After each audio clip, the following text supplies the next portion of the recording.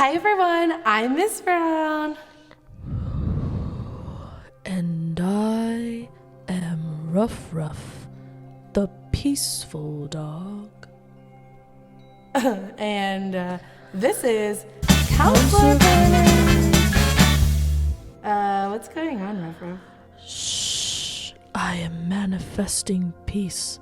If I sit very still, there will be no more conflict, no more hate, and no more war.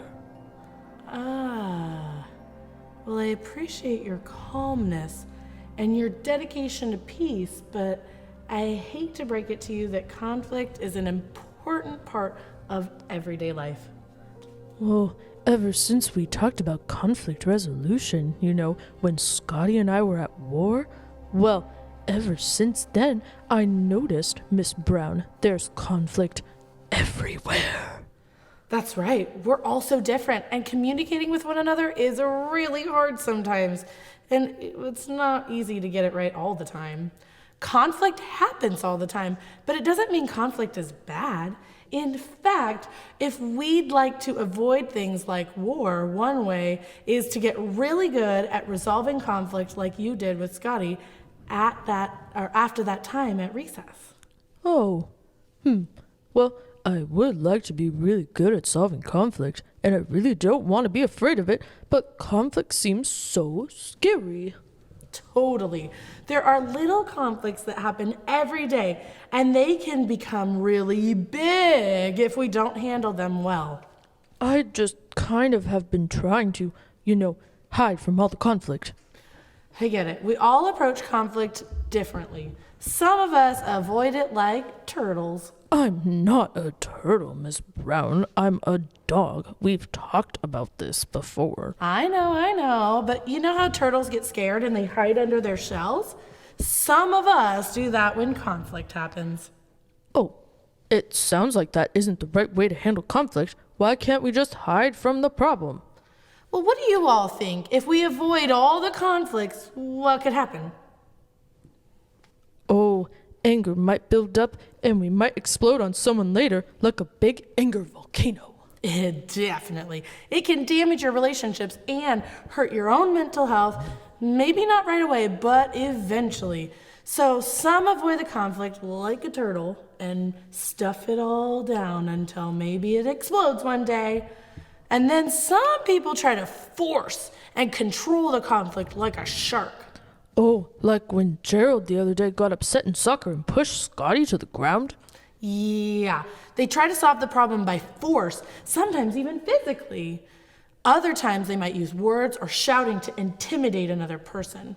Kids, why is being a conflict shark or controller not the right choice either? Exactly. People won't last as your friends if you're forceful, scary, and try to intimidate others because you want to win the conflict at all costs. So in the end, you might win the fight, but you have definitely lost your friend.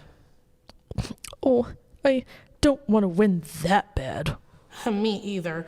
But we want to be like wise owls, using our brains to try to solve conflict on our own, or if it's a big problem, being brave enough to ask a grown-up for help. I mean, I want to be a wise owl if the wise owl also gets to eat chicken gibble. Oh, definitely. Just act like one while still being your pup self. But I feel like there are so many different kinds of conflicts. Does that mean there are lots of different ways to solve them? That's exactly right. And I have some ideas for you to keep in your toolbox for when you face conflict. But sometimes we learn new ones as we face new challenges. When that happens, think of it as a way to add a new tool into your toolbox, even if we fail at the conflict. Because mistakes aren't for nothing. They can always help us grow. They sure do. So, what are some ways that we can solve conflicts? Well, let's first ask the kids, what's one way that you all solve a conflict? Wow, those are really good ideas. They are, and I heard many that are some that I have in my toolbox. Oh, what's in your conflict toolbox, Miss Brown? Well, the first one is to talk calmly to the other person and tell them how you feel. Oh, I bet that's hard when you're upset in the yellow or red zone. It sure can be, but it's worth having the talk. Do you remember when we talked about I feel when statements? Oh, yeah, I used one when I told Scotty how I felt after he laughed at me. Exactly. Talk calmly about what happened and make sure the other person knows how you felt. And chances are they had no idea that they hurt you. Yeah, Scotty didn't know he'd taken it way too far that day. And now you guys are still good friends because you talked calmly. And I bet you did some listening too, huh? Oh, I did. I had to use good whole body listening. Oh, good. The second tool I have is to take turns or to share. Sharing is caring. Can you all pause here and share an example of a conflict that might need this tool of taking turns or sharing? Oh, yeah, like when Gerald and I couldn't agree on which game to play at recess. We just decided to play the game Gerald wanted first and then play the game I wanted to play next. Perfect example. Another tool in here is to ask them to please stop. When would I use that one? What do you all think? What kind of conflict would you ask someone to please stop?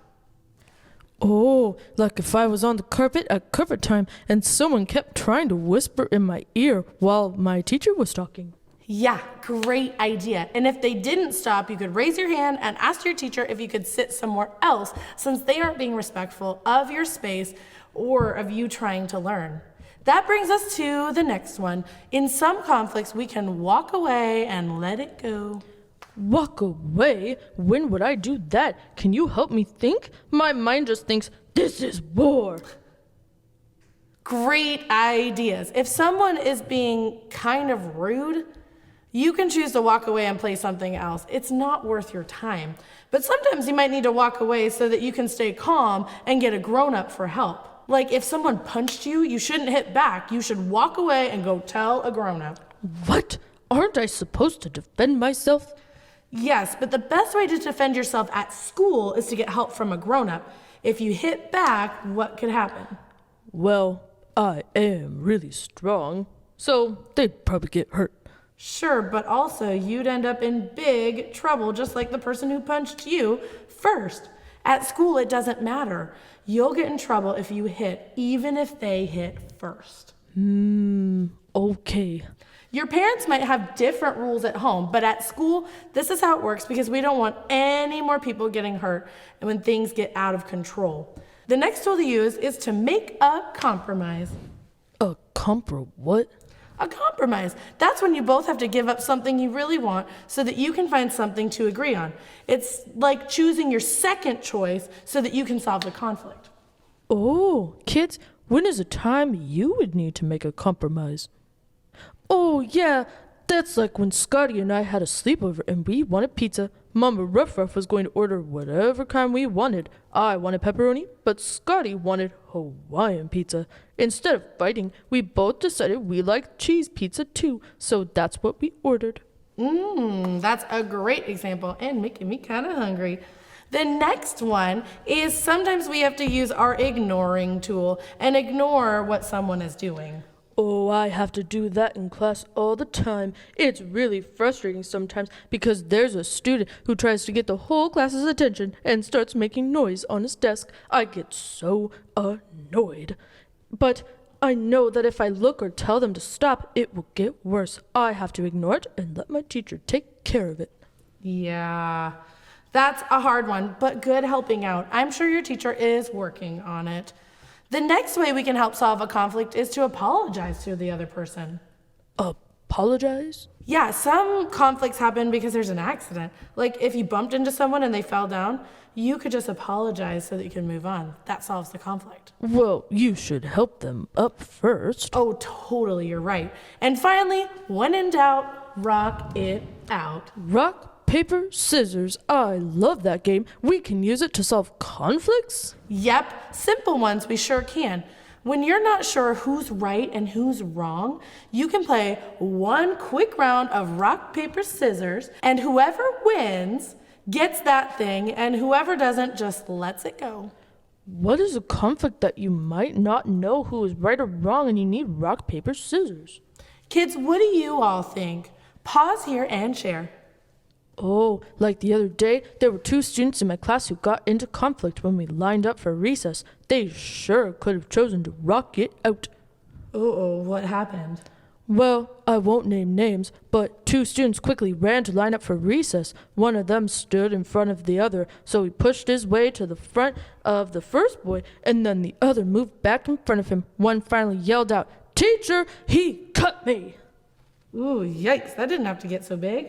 Yeah, and sounds a lot like tattling to me. They should have just done 1 round of rock, paper, scissors and been done with it. But instead, the teacher had to come over and we all had to wait for her to figure out what happened. We were late for recess. I was so upset.